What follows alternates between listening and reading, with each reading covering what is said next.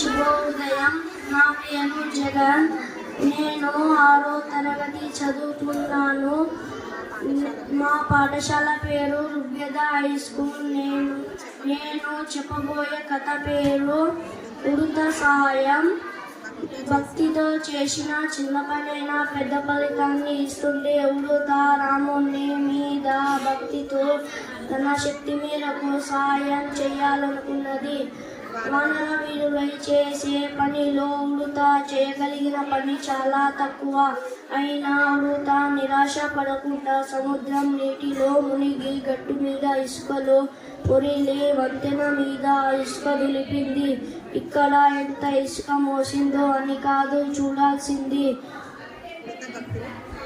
ఉడుత భక్తిని గమనించాలి. శ్రీరాముడు గమనించాడు. తన వద్దకు ఉడుతను రప్పించుకొని తన కుడి చేతితో దాని వీపు మీద నిమిరాడు.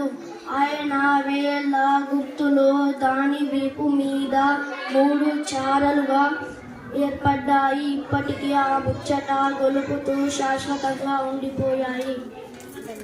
ధన్యవాదాలు.